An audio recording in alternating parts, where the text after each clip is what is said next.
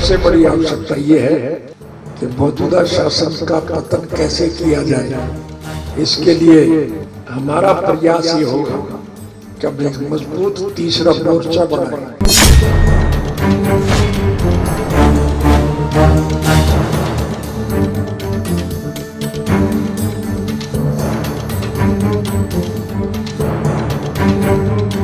अब पूरे देश में विपक्ष एकजुट होकर मौजूदा सरकार के खिलाफ मोर्चा खोलने में जुटा हुआ है। तमाम पार्टियों के बड़े बड़े नेता अब एक नया संगठन बनाने की कवायद कर रहे हैं। इसी बीच हरियाणा के पूर्व मुख्यमंत्री और इनेलो सुप्रीमो ओपी चौटाला भी अब तीसरे मोर्चे की कवायद पर जोर देते नजर आ रही हैं। इनेलो सुप्रीमो ओपी चौटाला ने कहा है कि वो तीसरे मोर्चे की कवायद शुरू करेंगे। देश के तमाम विपक्षी दलों के साथ मुलाकात करके 25 सितंबर को स्वर्गीय चौधरी देवीलाल की जयंती के मौके पर तीसरे मोर्चे का ऐलान किया जाएगा। आज सबसे बड़ी आवश्यकता ये है कि मौजूदा शासन का पतन कैसे किया जाए।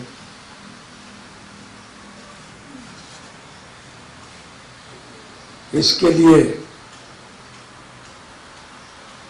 हमारा प्रयास ये होगा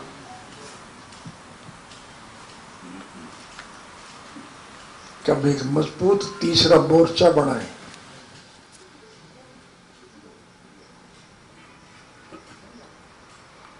और उस मोर्चे के माध्यम से सरकार को मजबूर कर दें कि सत्ता में बने हुए लोग इनको छोड़ के चले जाएं। सरकार जब अल्पमत में होगी तो फिर मिड टर्म पोल होंगे कि नहीं होंगे, और मध्यावधि चुनाव जब होंगे तो जो माहौल आज देश में व्यापक है, जनता इनको सबक सिखाने का काम करेगी।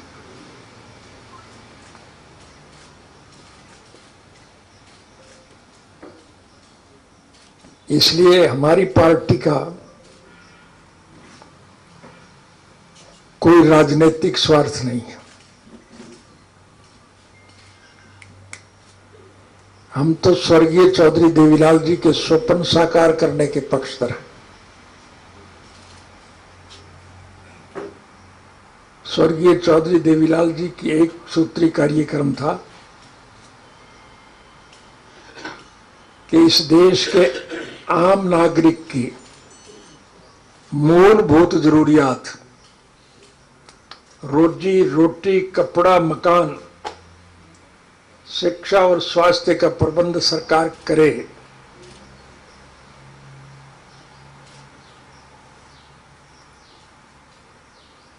इस बात को मनवाने के लिए स्वर्गीय चौधरी देवीलाल जी ने सारी उम्र संघर्ष किया। ये इंडियन नेशनल लोकदल रूपी पौधा उनकी देन है और हम उनके नक्शे कदम पर चलते हुए उनके स्वप्न को साकार करने के पक्षधर हैं।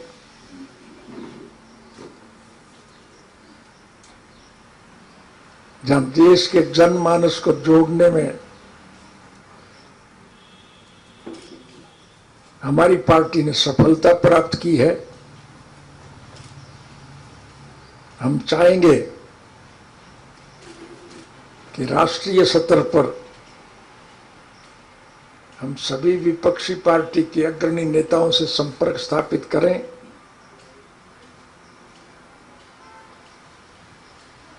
और एक मजबूत तीसरे मोर्चे का गठन करें।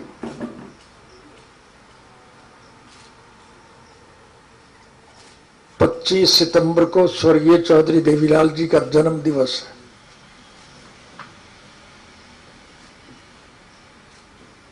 मैं उस जन्म दिवस से पहले हर प्रदेश में जाऊंगा, हर राजनीतिक पार्टी के लोगों से संपर्क स्थापित करूंगा और मेरा प्रयास यही होगा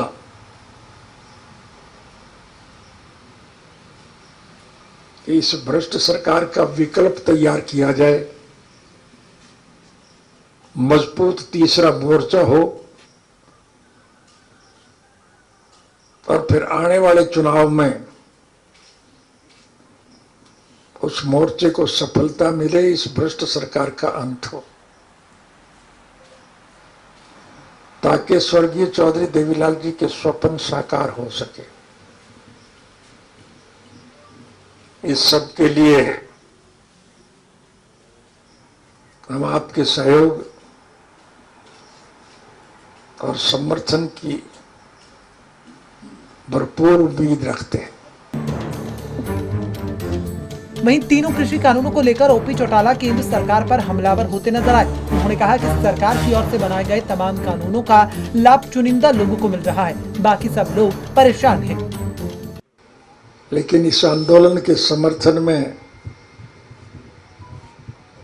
हिंदू, सिख, मुसलमान, ईसाई, हरिजन, बैकवर्ड, व्यापारी, कर्मचारी, कारखानेदार, मजदूर, किसान और कमेरा राज्य सत्ता के अलावा समूचे देश के लोग इकट्ठे हैं कि नहीं है? सभी इकट्ठे हैं ना? मेरी बात का जवाब नहीं दे पा रहे आप। पहले आप कर लो बात, क्योंकि क्वेश्चन आंसर तो बाद में करेंगे। मैं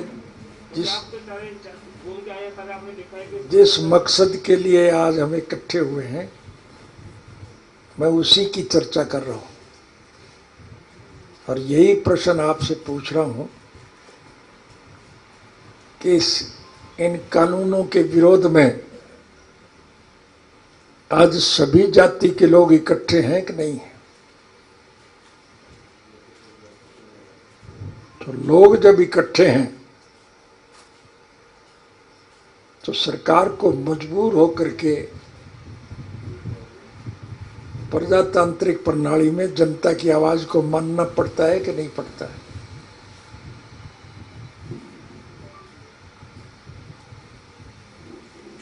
लेकिन चूंकि चुनिंदा लोगों के हिसाब से सरकार बनी हुई है और उन लोगों की वजह से सरकार चल रही है, इसलिए सरकार की मंशा तो केवल एक है कि चुने हुए प्रतिनिधियों को राजी रखा जाए और हुकूमत की आड़ लेकर के देश की जनता को लूटने का काम किया जाए। ये मेरे कहने की आवश्यकता नहीं, ये सरकार जितने भी कानून बना पाई है योजनाबद्ध तरीके से, उसका लाभ मुट्ठी भर बड़े औद्योगिक घराने, अंबानी और अडानी टाइप के जो लोग हैं उन्हीं को पहुंच रहा है, बाकी तो सभी परेशान है। इसके साथ ही इनेलो सुप्रीमो ओपी चौटाला अगस्त महीने की पहली तारीख को बिहार के मुख्यमंत्री नीतीश कुमार से मुलाकात करेंगे। उन्होंने नीतीश कुमार को लंच के लिए आमंत्रित किया है। वहीं ओपी चौटाला ने जहां ममता बनर्जी के साथ अपने पारिवारिक रिश्ते बताए, तो साथ ही इनेलो पार्टी को जनहित की पार्टी बताया। पंजाब केसरी टीवी के लिए चंडीगढ़ से बलवंत तक्षक की रिपोर्ट।